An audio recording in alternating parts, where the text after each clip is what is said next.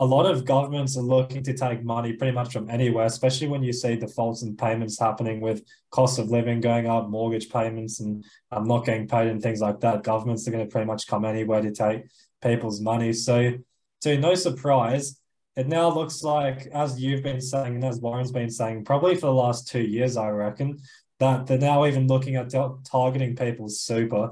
So a lot of people saw this coming, including yourselves. And the reason I say this is because we saw the Albanese government put through a few proposals. I'm not sure if they're just proposals or if they're actually agreed upon and actually going to be put into action. But the Albanese government's basically said that they're coming after people's super and they want to tax it more, where I've even seen as large as double the taxes on the superannuation if it's a certain value.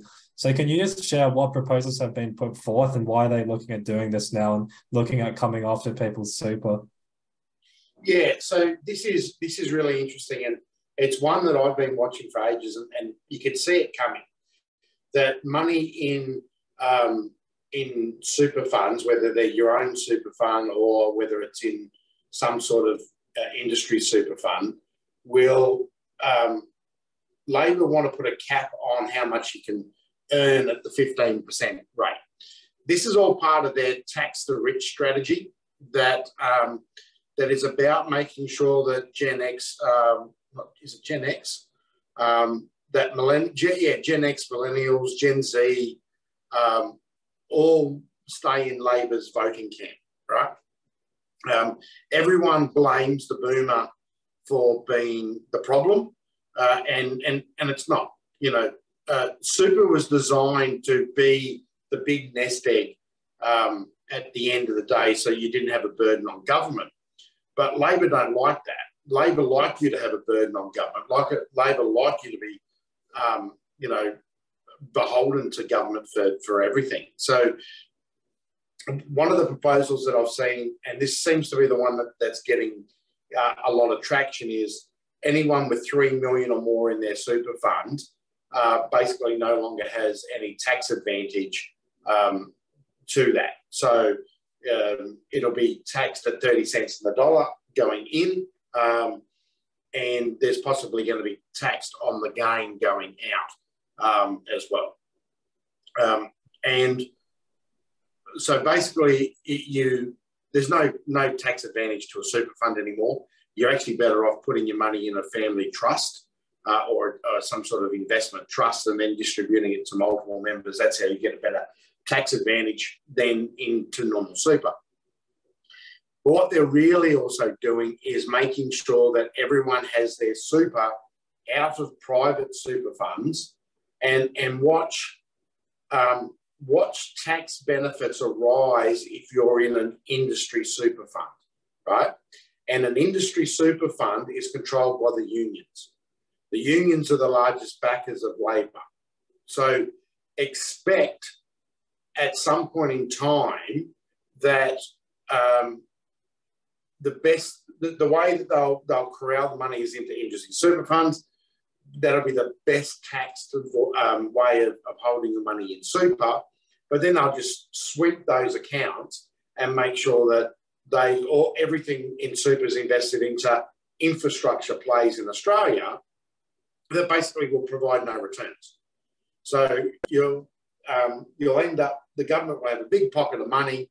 It'll grab it, use it to go and waste, because we all know that the governments waste money. The one that I heard the other day, this was from a councillor in, where was that? No, it was down in Victoria. Sorry, Victorians. It was one of the councils down that way wanted to build a toilet block. The local, I think it was a local Lions Club or one of the local charities said, okay, we will build it, right? The council had a thing that was going to cost $1.5 million or something to build. Was it 1.5? Yeah. Anyway, a number to build. It was going to cost I think it was 1.5 to build. The local Lions Club said, okay, we'll donate it. It was the Lions Club or a group of businesses. Yeah, it was a Lions Club and a group of businesses got together and said, we'll donate it and build it. So a builder said he would donate his time to build it, and all the cost of materials and everything will be donated by businesses, and the Lions Club would throw in labour and all that sort of stuff. The council come back and said, oh, you know, no, that wouldn't be any help because it would still cost $1 million to get it through the council process of environmental planning, permissions at state level, the environmental impact studies, something to Aboriginal community because the land that it was on. It was all this stuff come to like $1 million. The actual project itself was like 500 grand. There's another one that I've just found on here as well, the same thing. It's a toilet block as well. In the US, the same thing. It was going to be $2 million to build, and when council said no, it was going to cost us 1.2 for all the planning, so no, we might as well just go. So you can't even get a basic thing through government without government wasting a fuckload of money on nothing. The other thing that comes to mind is the Woolman Rink in New York. Donald Trump, forget what it was, early 90s, late 80s, early 90s. The council, the New York City Council, or the New York City Authority, or whatever they call themselves, had spent $11–12 million trying to get this ice skating rink rebuilt. And it had been going on for 3 or 4 years. It was an eyesore.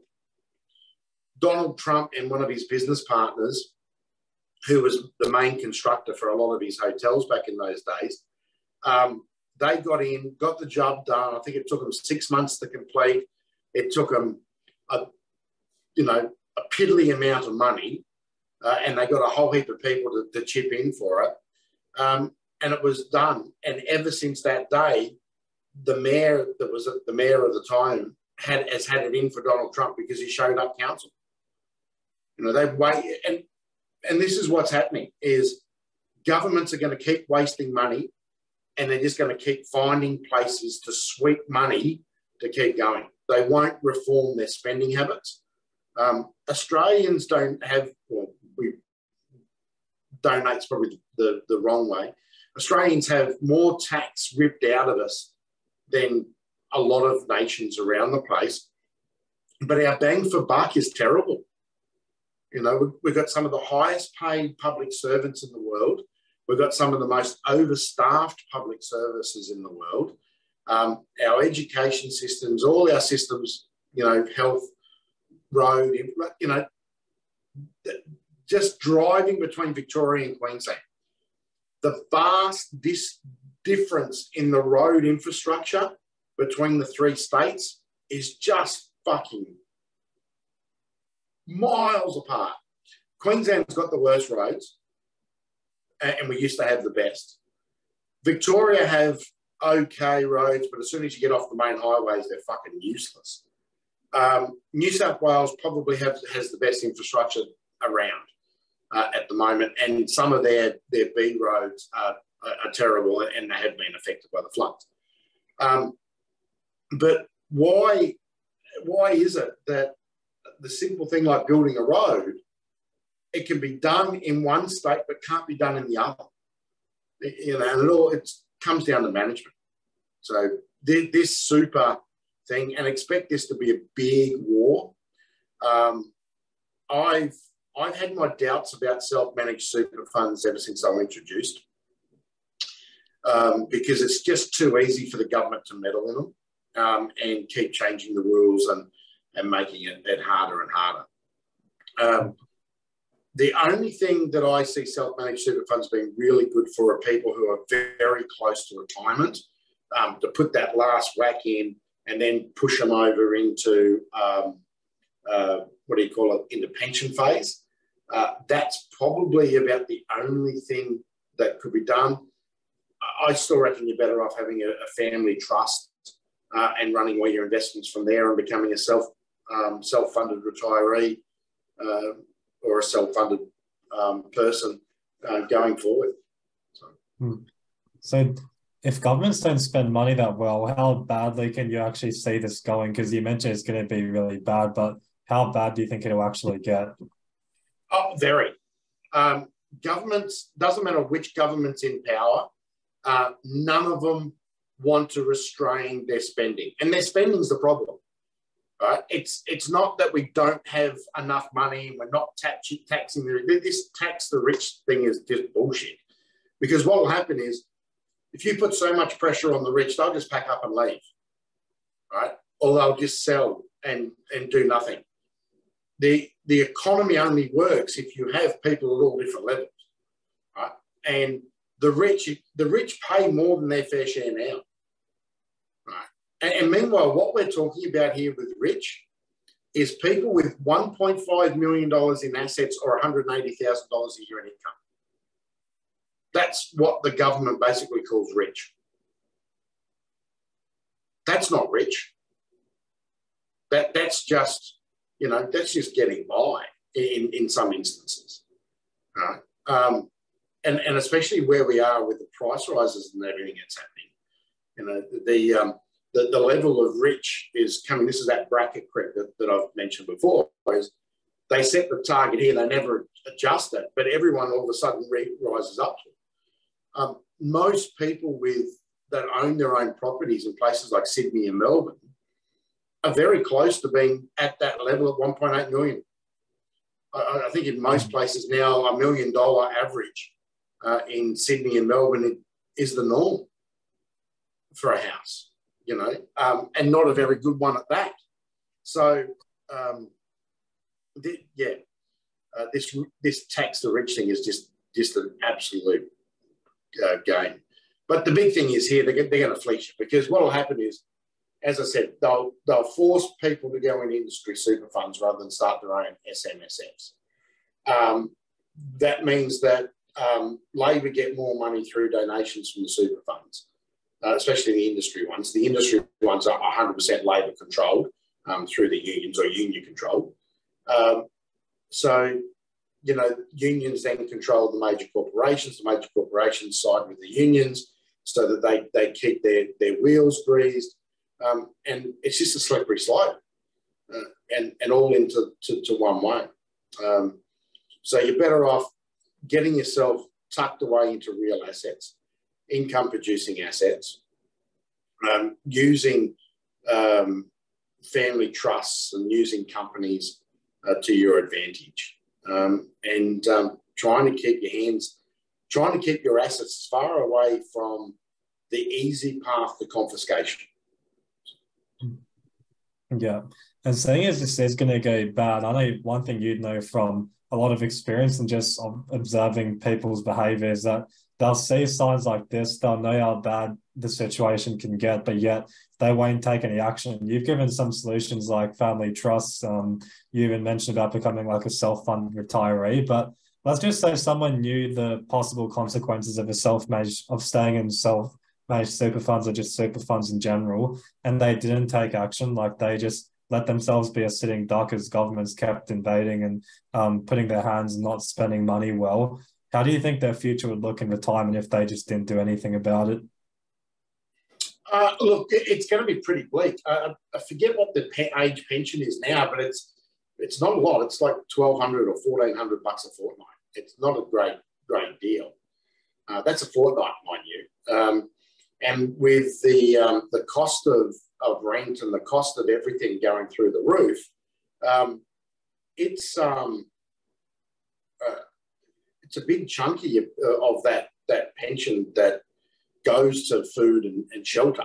So you don't have much to do or much money to live on going forward. So that's a pretty bleak outlook.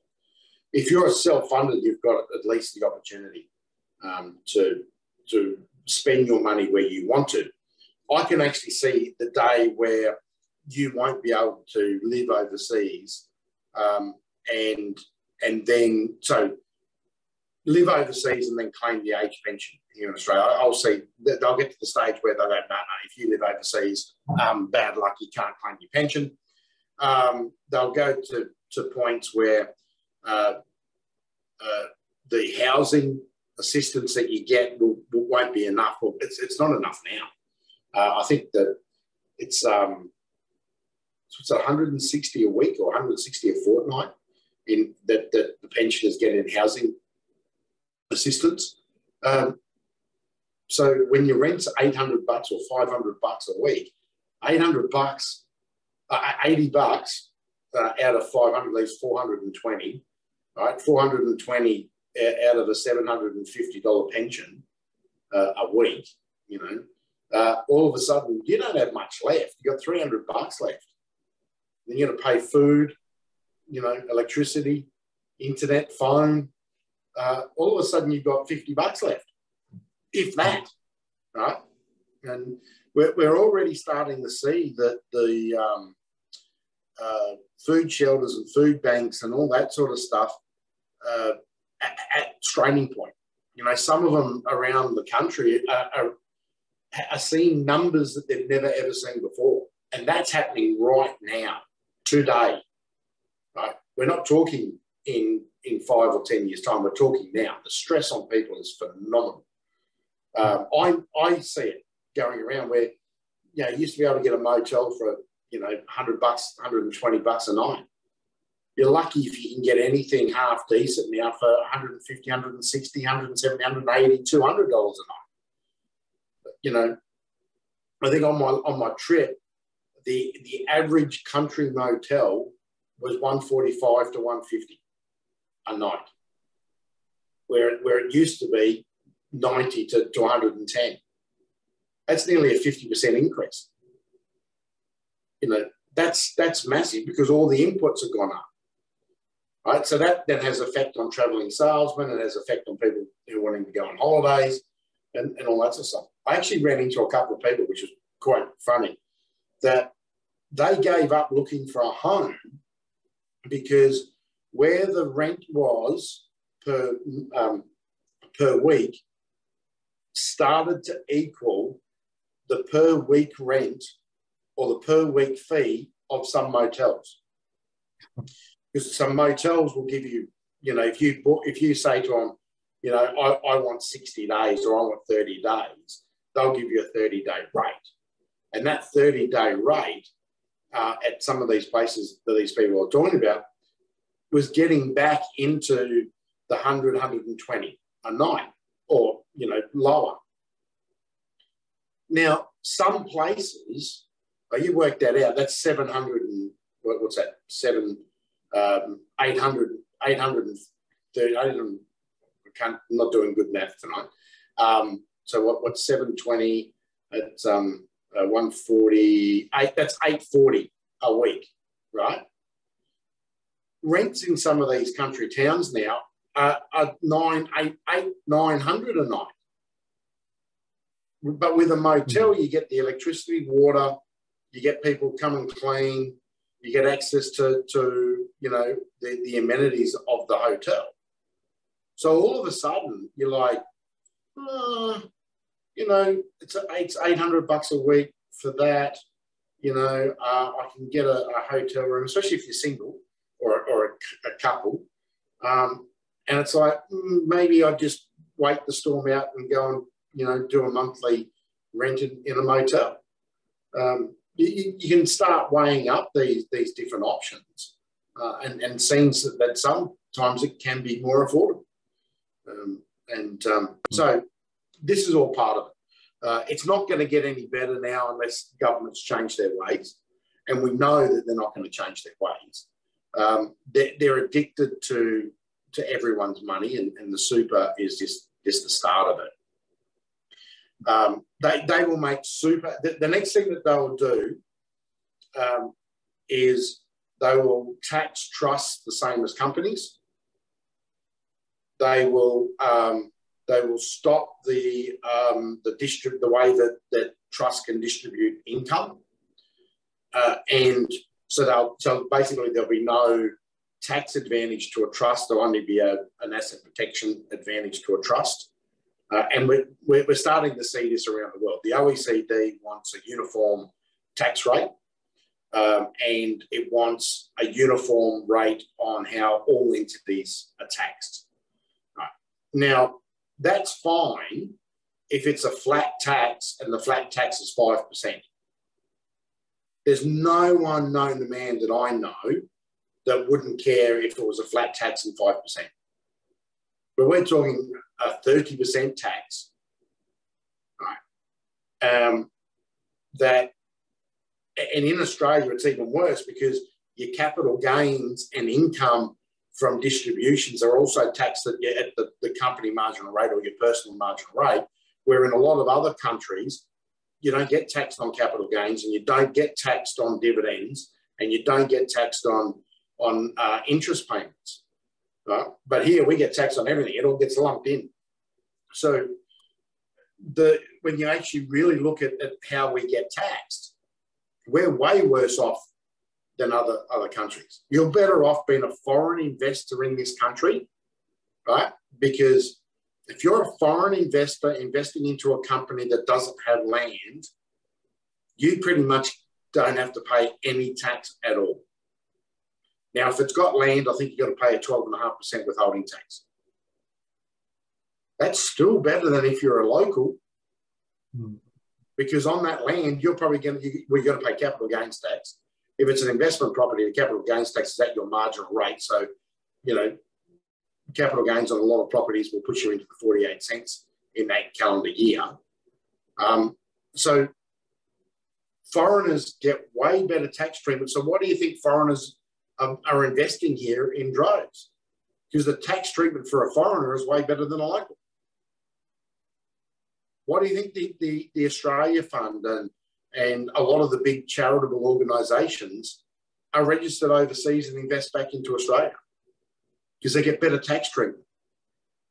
You know, you're better off being a foreigner and investing into this country. So, you know, it's all well and good for Pauline and all the backbenchers and the crossbenchers and all the recalcitrant MPs on both Liberal and Labor saying, you know, stop foreigners, stop foreigners. Well, if you want to stop foreigners, the easiest way to do it is treat them the same, in a tax sense, the same way the locals do. But if you want locals to invest more into Australia, treat them the same way that you treat foreigners. Make it a level playing field. But no. Can't do that because we're addicted to tax. And we're addicted to that revenue. So we can go and get new fucking electric cars and shit.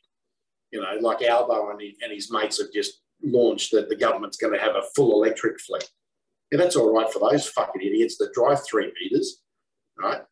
And ripping money out of the system. Now look at Albo and his mates in Canberra ripping money out with their nightly, you know, income and paying off investment properties. The only mug out there is us. And as a good mentor and role model of mine once said, it's only a rort if you're not in on it. So. And it's crazy when you put all of that into perspective, the hypocrisy, just like what they want to achieve and their actions don't match it. So, that's very much... And that's why I say, and I think I've said this a few times, that not even the so-called crossbench, the United Australia parties, the Pauline Hansons, the Catters, the shooters, fishers and fuckers, the sex parties, none of them actually have a clue how to fix that basic problem. If you want equality in this country, fix the basic parts of the tax system. Right? But they won't do it because they want all their international mates to be investing in here. And I know a lot of people that the best way that they invest into their own companies is to actually take the money out of the country and invest back in. Because as a foreigner, you get treated a fuckload better than a local. Yeah, it's just finding those loopholes. Yeah, it's a game. We say it all the time. It's a game. And you just got to learn the rules of it.